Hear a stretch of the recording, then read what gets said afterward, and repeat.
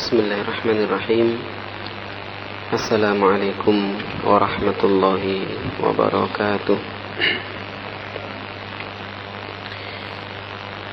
Alhamdulillahi wa kafa. Wassalatu wassalamu ala rasulihil mustafa wa ala alihi wa ashabihi wa man sara ala nahjihi faqad iktafa. Asyhadu an la ilaha illallah wa asyhadu anna Muhammadan abduhu wa rasuluh. Allahumma salli wa sallim wa barik ala nabiyyina wa habibina wa qudwatina Muhammadin sallallahu alaihi wasallam wa ala alihi wa ashabihi ajma'in, amma ba'd.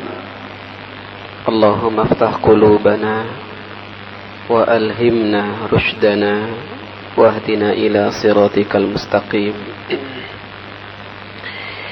Bapak-bapak, saudaraku jamaah maghrib yang dimuliakan Allah, alhamdulillah wa syukrulillah, Allah mempertemukan kita pada malam hari ini. Setelah seminggu yang lalu saya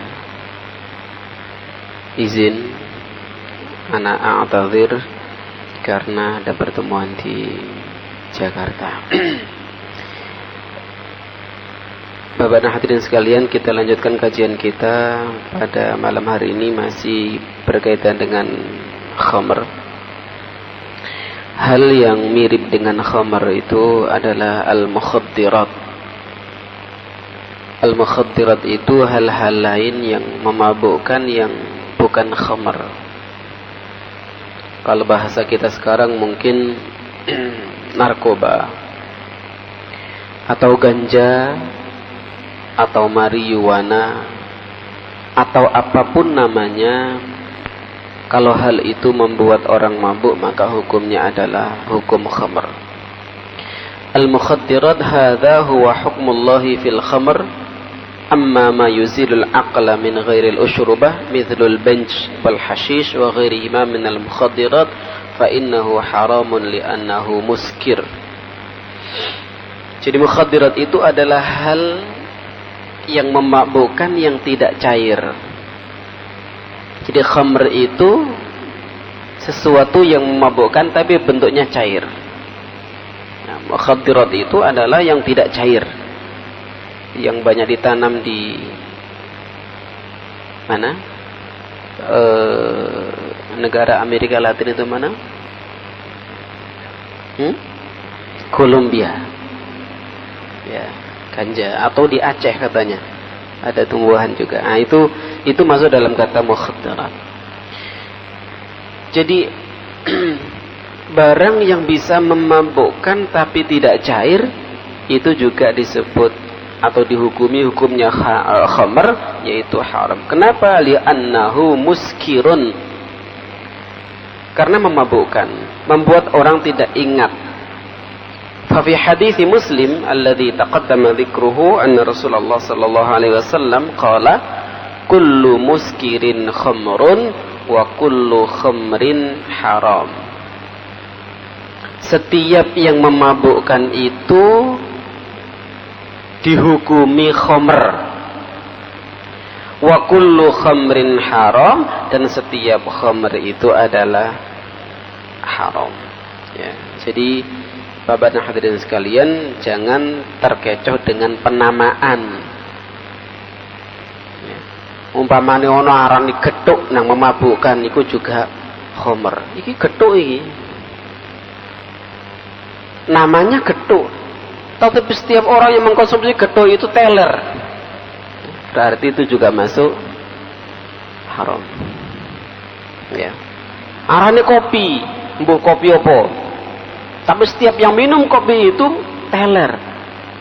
Walaupun namanya kopi, itu adalah haram karena memabukkan. Kalau rokok, Pak, rokok itu termasuk khamr atau tidak? Hah? Memabukkan atau tidak?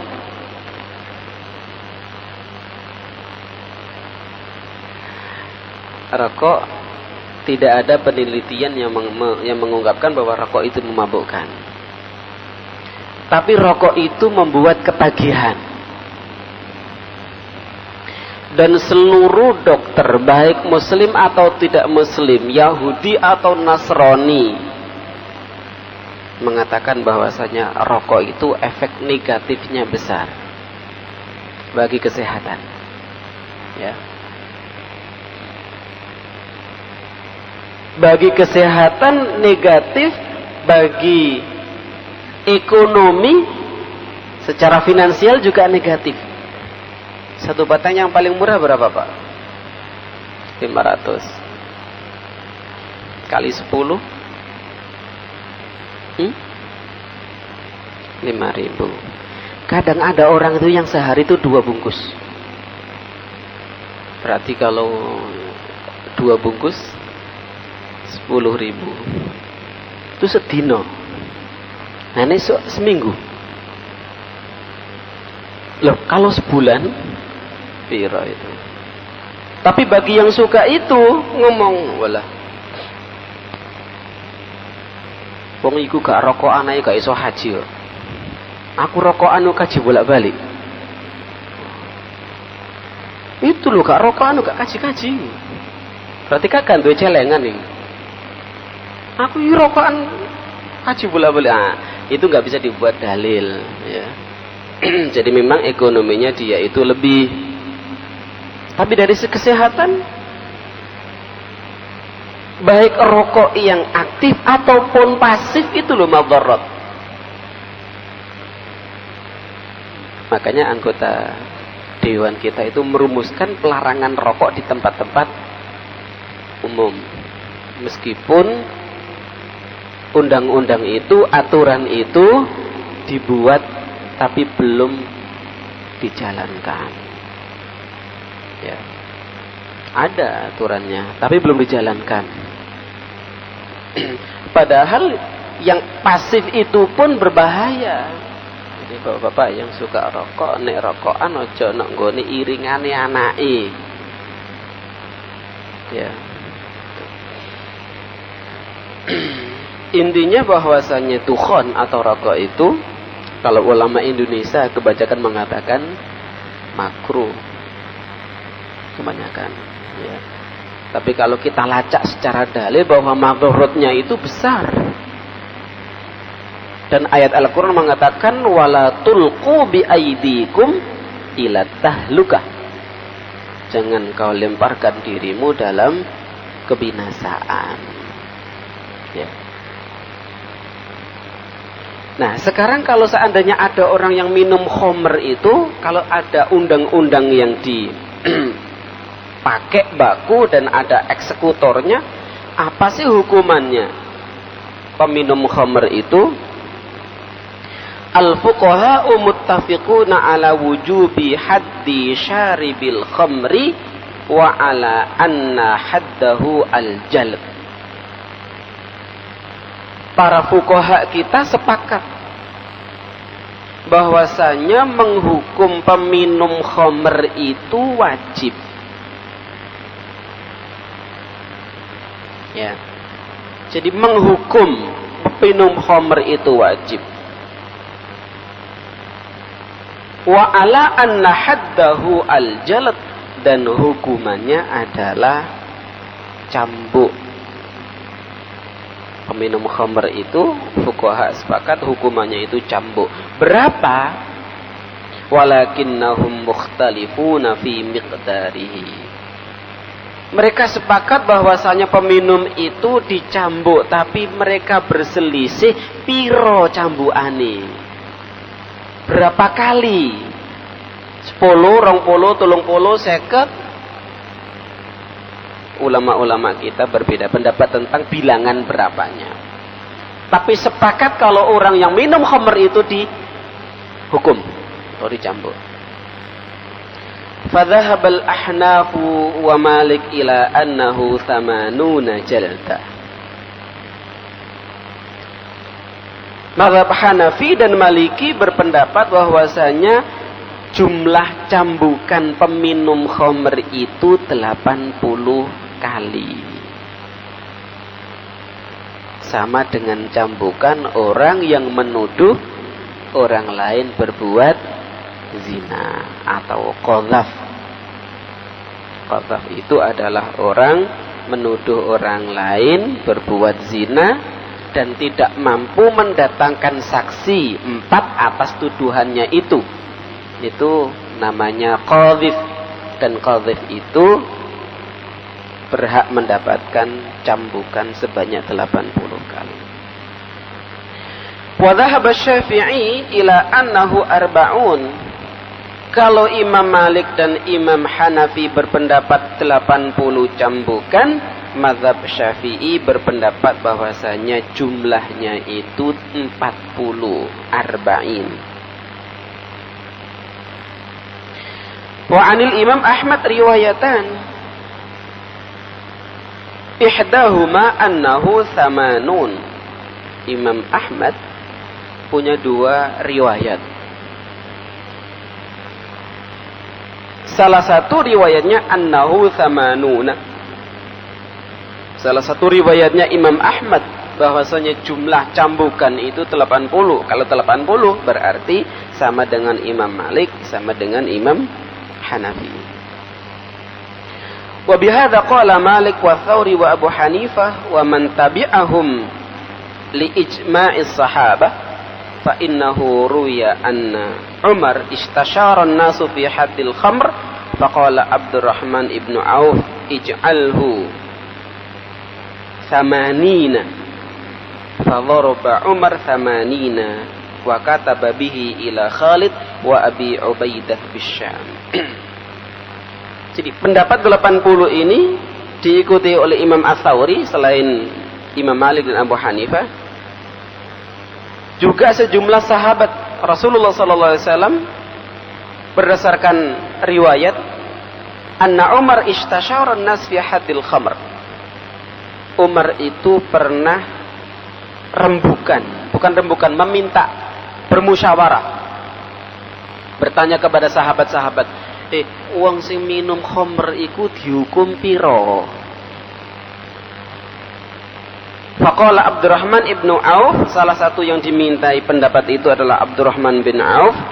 Kata Abdurrahman bin Auf, ij'alhu 80. Hukuman orang yang minum khamr itu 80 kali cambukan. Fadharaba Umar 80. Kemudian Umar bin Khattab melaksanakan hukuman 80 itu, dan beliau menulis kepada para gubernurnya, kepada Khalid dan Abu Ubaidah di Syam. Khalid dan Abu Ubaidah di Syam itu dikirimi surat oleh Umar bin Khattab, kalau ada orang yang minum khamr maka hukumannya adalah 80 kali cambukan. Jadi Umar itu sudah melaksanakan sendiri, mengeksekusi sendiri, kemudian menulis kepada para gubernurnya, para wali kotanya untuk mengaplikasikan hukuman itu bagi siapa yang meminum khamr di wilayahnya masing-masing. Wa ruwiya anna Aliyan qala fil masyurah idza sukira hadza wa idza hadza iftara fahadduhu haddal muftari. Kalau ada orang mabuk, hadza itu artinya takallama bima la haqiqata lahu minal kalam. Jadi orang mabuk itu kan kalau ngomong kan gak jelas, ngomong opo itu. Jalannya sempoyongan, ngomongnya gak jelas. Wa idza hadza iftara. Kalau orang itu sudah omongannya enggak jelas, iftara, dia itu akan berdusta, akan menipu dan seterusnya. Fahadduhu haddul muftari. Rawadzalika al-Jawzajani wa Daruqutni wa ghairuhum. Haddul muftari itu adalah 80 kali cambukan. Riwayat yang kedua, annal hadda arba'un, bahwa hukuman orang yang meminum khamr itu 80 kali cambukan. Wa huwa ikhtiyaru Abi Bakrin wa madhab asy-Syafi'i. 80 itu adalah pilihannya Abi Bakar. Tapi Abi Bakar bukan sahabat. Abi Bakar di sini adalah salah satu ulama mazhab Hambali. Jadi Abu Bakar salah satu mazhab Hambali, ulama mazhab Hambali mengatakan jumlahnya 40. Seperti mazhab Syafi'i. Kenapa? Alasan mereka adalah li'anna aliyan jalada al-Walid ibnu Uqbah arba'in. Karena Ali itu pernah menghukum Al-Walid ibnu Uqbah sebanyak 40 cambukan. Kemudian Ali berkata, jalada Rasulullah sallallahu alaihi wasallam arba'in wa Abu Bakar arba'in wa Umar thamanin wa kullun sunnatun wa hadha ahabbu ilayya, rawahu Muslim. Setelah menghukum orang 40 kali tadi, Ali bin Abi Thalib berkata, jalada Rasulullah arba'in. Rasulullah dulu pernah menyambuk orang karena minum khamr itu 40. Wa Abu Bakar arba'in, dan Abu Bakar itu pernah menyambuk orang yang sama, ya melakukan hal yang sama juga 40 kali. Wa Umar thamanin, sementara Umar itu mencambuk peminum khamr itu 80. Dan kata Ali, wa kullun sunnatun wa hadha ahabbu ilayya. Yang 40 itu sunnah, yang dilakukan oleh Umar 80 itu juga sunnah, dan kata Ali, hadza ahabbu ilayya. Tapi yang 40 itu lo aku senengi timbangane sing 80. Jadi ada dua versi. Ada 80, ada 40. Jarene Ali, aku luwih seneng memilih sing 40. Berarti dua-duanya dipakai. Rawahu Muslim. Hadis ini riwayatnya Muslim. Wa an Anas qala utiya Rasulullah sallallahu alaihi wasallam bi rajulin qad syaribal khamr. Dari Anas bin Malik, kata Anas, Rasulullah sallallahu alaihi wasallam pernah dihadirkan seseorang. Orang itu dibawa ke hadapan Rasulullah karena telah minum khamr. Jadi ngombe bareng digoweret nang ngene Nabi. Ini Rasulullah minum ini. Tuh, deloken mabuk iki. Ngomongnya gak jelas, jalannya sempoyongan. Fadharabahu bin ni'ali nahwan min arba'in. Kemudian Rasulullah memukul orang itu bin ni'al, dengan sandalnya. Ya. Berapa kali pukulan? Rasulullah memukul orang itu arba'ina, 40 kali. Thumma utiya bihi Abu Bakar fasana amithla ma dzalika. Ketika ada orang lagi meminum khamr pada zaman Abu Bakar, dibawa ke Abu Bakar, Abu Bakar melaksanakan seperti yang dilaksanakan oleh Nabi, yaitu 40 cambukan atau pukulan. Thumma utiya bihi Umar fashtashara an-nasu fil hududi. Ya. Pada zaman Umar, orang yang berdosa dengan dosa yang sama itu dibawa ke hadapan Umar.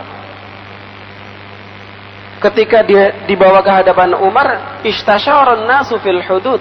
Umar minta pendapat atau bermusyawarah kepada sahabat-sahabat senior, berapa ini dijalet ini orang ini. Ya, mungkin Umar melihat loh, iki dihukum 40 gak kapok-kapok. Masih banyak orang yang melakukan dosa ini. Ya, mungkin begitu istihadnya Umar, kemudian ditambahi separongkas. Ya, ditambahi 100% berarti ya. 40 jadi 80. Faqala Ibnu Auf berkata, aqallul hududi thamanuna.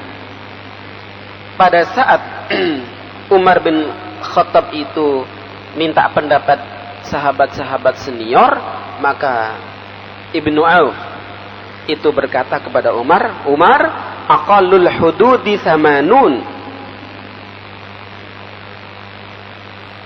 hukuman yang paling ringan itu adalah 80 kali.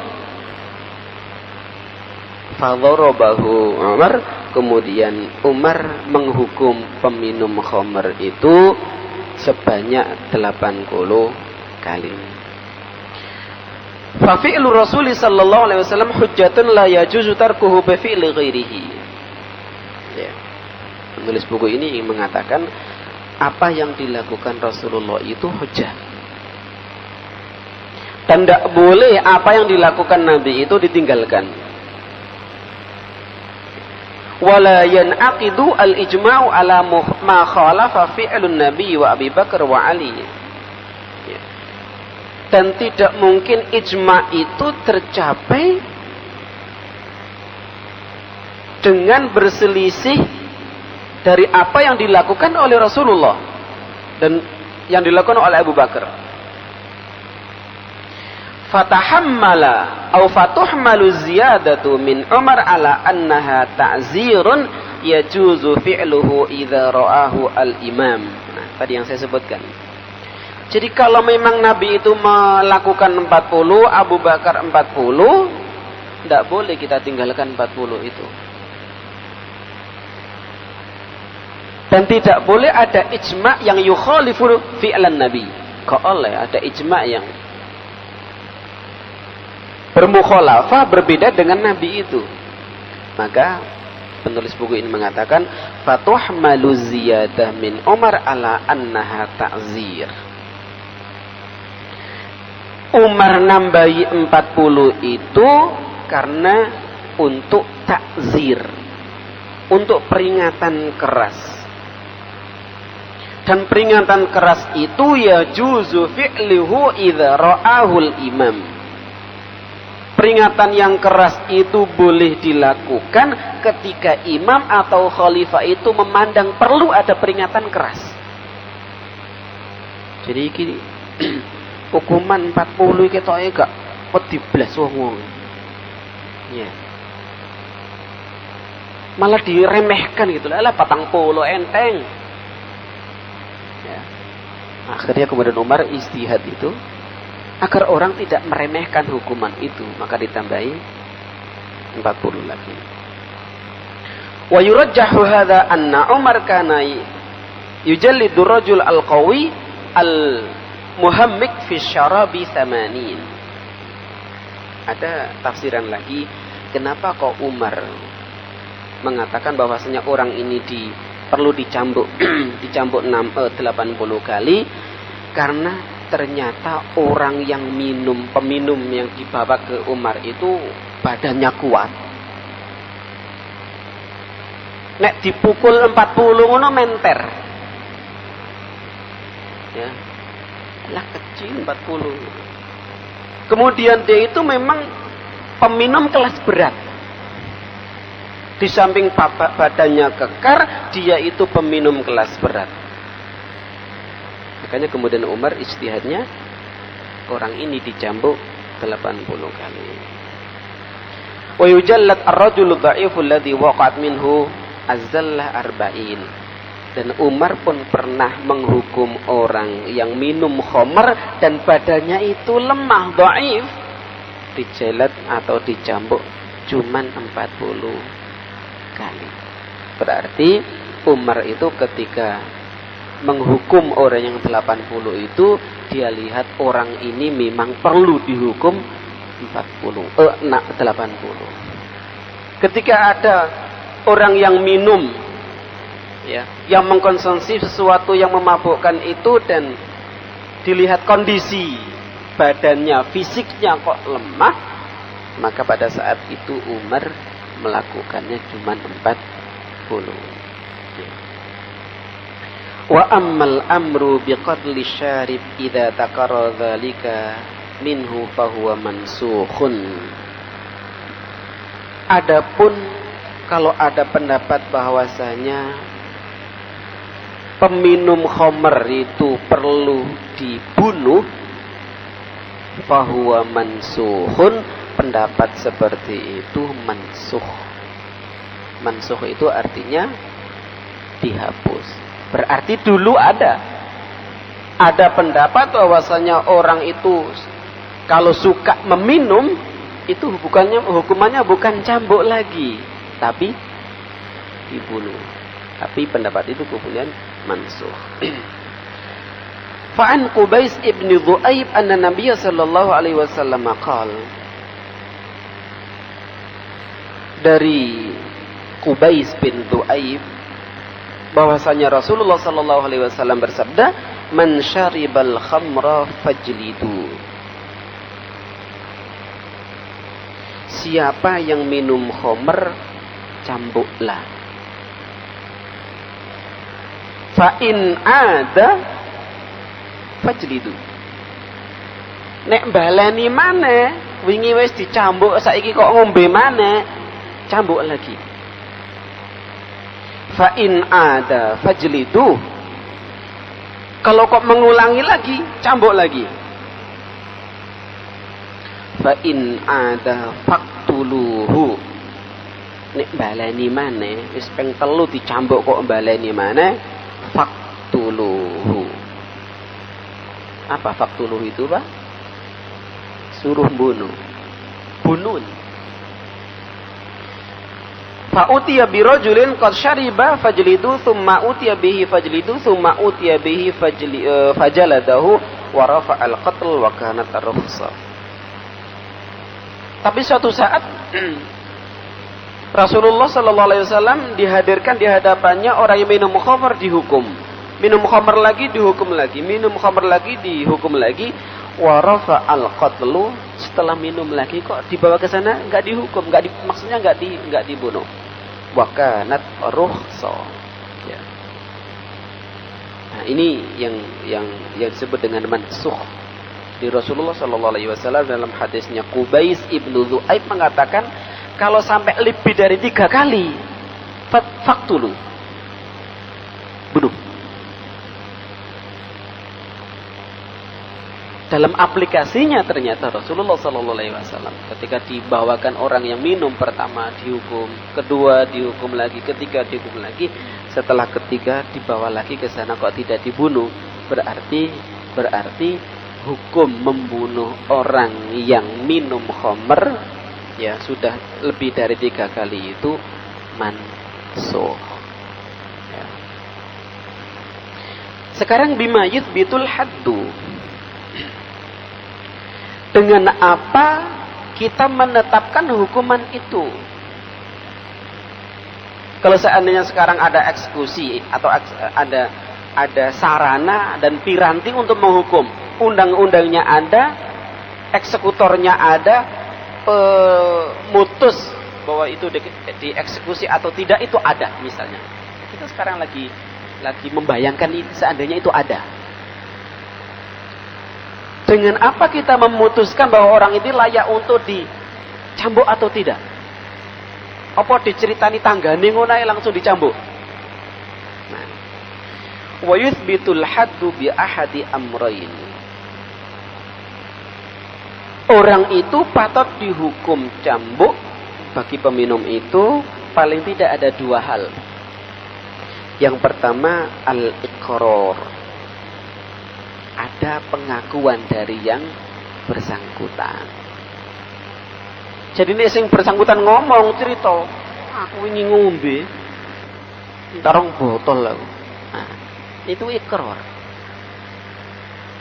Nek wis ikrar ngono iku ngaku berarti DE. Nah, itu bisa dijadikan sebagai landasan untuk menetapkan hukuman. Atau yang kedua, DE gak ngaku tapi ono syahadatu syahidaini adlaini. Ada 2 orang yang menyaksikan bahwa dia itu minum. 2 orang. Anak wong roro, oh iya iku ngombe ngono pojokan iku. Ya. Orang ini jadi saksi atas perbuatan itu. 2 orang ini adalah saksi yang adil. Yang adil itu artinya dapat dipercaya omongannya. Bukan pembohong, bukan pendusta, bukan pendosa. Adil. saksi dua orang ini bisa dijadikan alasan untuk menyeret dia itu ke meja pengadilan yang selanjutnya nanti dihukum, ya. Waqtalafal fuqaha'u fi thubutihi birraihah. Jadi kalau ada pengakuan, kalau nggak ada pengakuan, ada saksi, dua hal itu sudah bisa menjadi landasan dasar untuk mengangkat orang itu ke hukuman. Tapi ulama-ulama berbeda pendapat, apakah bau, ya, bau itu bisa dijadikan dasar untuk menetapkan hukuman. Orang minum itu kan kadang-kadang bau toba, ya. Apakah itu bisa? Ulama-ulama berbeda pendapat. Fadhahabat al-Malikiyah ila annahu yajibul haddu idza syahida birraihah indal hakim syahidani adlani li'annaha tadullu ala syurbi kadalalatis sawti wal khab. Madzhab Maliki mengatakan wajib dihukum kalau ada dua orang yang menyaksikan bahwa dia itu bau alkohol misalnya, bau whisky misalnya, bau brandy misalnya, atau bau topi miring, pemana Pak? Tua, pemana? Macam-macam. Jadi dia nggak melihat pas minumnya, geleknya itu nggak tahu, tapi ambune iku pro. Nah, dua orang yang menyaksikan bahwa orang ini bau minuman, jadi mazhab Maliki itu sudah cukup untuk menghukum menghukum orang yang bersangkutan. Wa dhahaba Abu Hanifah wa Syafi'i ila annahu la yathbutul haddu birraihah. Mazhab Syafi'i dan Hanafi mengatakan tidak bisa. Hukuman peminum khamr itu nggak bisa diputuskan hanya karena bau. Kenapa? Karena bau itu liwujudis syubhah. Karena ada syubhat di sana. Warrawaihu tatasyabah. Bau itu mirip-mirip. Memang sih mirip whisky, tapi sakjane gak sing diombe mau gak itu whisky, tapi mirip. Jadi Abu Hanifah dan Syafi'i, bau itu tidak bisa dijadikan dasar, ya, delik aduan bahwasanya dia itu telah minum khamar. Karena apa? Ada syubhatnya. Wal hududu tudra'u bisyubhat. Dan hudud, hukuman itu bisa dibebaskan atau bisa dilepaskan dengan adanya syubhat. Ya, dulu pernah kita bahas bahwasanya melepaskan orang yang salah itu lebih baik daripada menghukum orang yang tidak berdosa. Ya. Jadi kalau ada syubhat, nggak bisa. Syubhat itu bisa menghalangi hukuman untuk diaplikasikan. Walahtimala qawtuhu makhlutan aw makruhan ala syubhi wa li'anna al-ghair al-khamr yusyarikuhu fi raihatiha. Wal aslu bara'atu syakhsi min al-uqubah wasyari' matsyufun ila dar'i al-hudud. Jadi yang asal orang yang hanya dikenal baunya saja itu bara'atun minal uqubah, dia terbebas. Ini pendapatnya dari Abu Hanifah dan Asy-Syafi'i. Ini saya izin binten Pak 42. Ada sisa waktu beberapa menit, kalau ada yang ditanyakan atau ditambahkan silakan. Ini mic-nya. Silakan.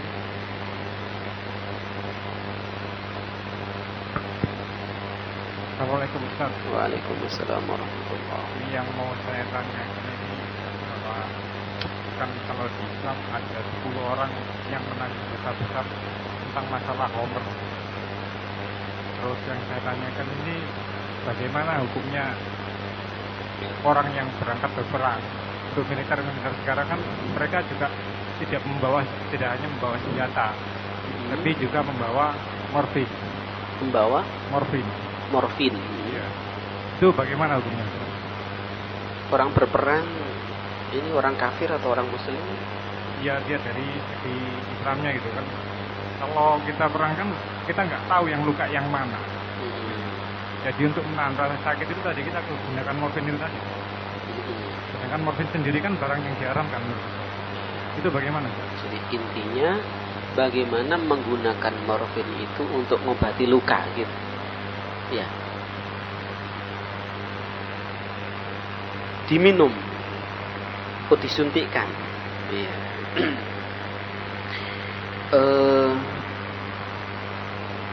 Terima kasih, pertanyaannya bagus. Jadi banyak alkohol itu sekarang digunakan di dunia kedokteran. Ya. Sampeyan kalau mau disuntik, diusapi kapas, itu ono cairan ya apa itu? Ya, alkohol itu, sing kayak spiritus itu alkohol. Untuk mencuci tangan dari kuman-kuman namanya antis, itu juga alkohol. Sampeyan kalau ngisi air isi ulang atau beli galon itu dikasih tisu, ini juga ada kandungan alkohol untuk membunuh kuman-kuman. Nah, yang jadi masalah sekarang boleh enggak kita itu berobat dengan katakanlah khamr? Boleh enggak? Kalau tadi itu terluka kemudian dengan morfin atau apa itu bisa mengurangi sakit, itu boleh enggak digunakan untuk itu? Tapi bukan dikonsumsi. Tidak dikonsumsi, maksudnya dimakan itu enggak. Tidak secara langsung digunakan, ya, disuntikkan atau kalau bubuk ditaburkan gitu ya. Ya. Tapi bisa membuat dia mabuk enggak?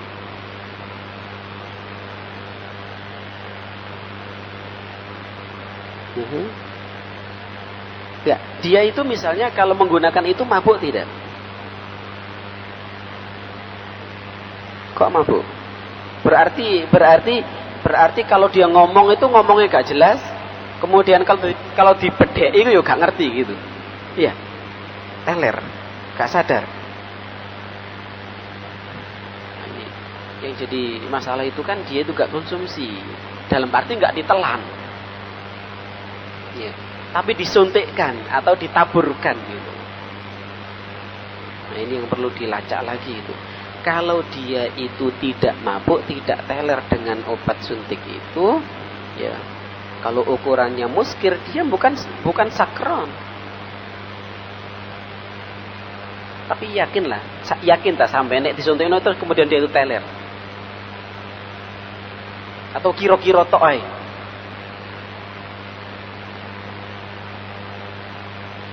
Enggak, paham. Sampean melihat enggak orang yang disuntik itu teler? Kalau disuntik itu teler, intinya itu kan telernya itu.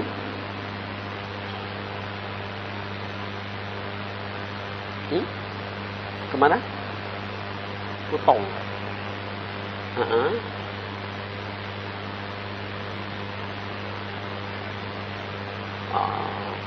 Ya kalau tadi itu masuk dalam mukhatirat tadi itu, ya tidak dikonsumsi memang, tapi disuntikkan kemudian teler, yaitu podo hukumnya. Yang saya maksudkan kan orang yang berperang tadi, misalnya kena tembak, untuk menghilangkan sakit itu ditaburi morfin misalnya, dia itu teler enggak? Kalau dia itu mabuk dengan taburan itu, ya jelas hukumnya sama dengan suntik tadi itu, morfin yang disuntikkan itu. Tapi kalau itu mengurangi sakit, wallahu alam, ya itu termasuk yang tidak apa-apa kalau memang tidak sampai teler. Tapi kalau yang disuntikkan masuk, memang betul tidak dikonsumsi lewat tenggorokan, disuntikkan. Orang-orang yang sudah ketagihan itu, kalau nggak disuntik itu kan malah gak karu-karuan, disuntik. Nah, itu termasuk di situ. Yang saya tanya tadi kan orang ketembak. Untuk mengurangi rasa sakitnya ditaburi morfin. Saya tanyakan, itu dia itu teler enggak setelah ditaburi itu? Kalau tidak, Kalau tidak, Allah alam, ya itu bukan termasuk yang sakron, bukan termasuk yang mabuk, tapi menghilangkan rasa sakitnya. Ya. Tapi kalau ditaburi itu sama dengan disuntik morfin yang cair itu, ya itu masuk dalam kategori mabuk. Ya. Ini dulu nih kayaknya.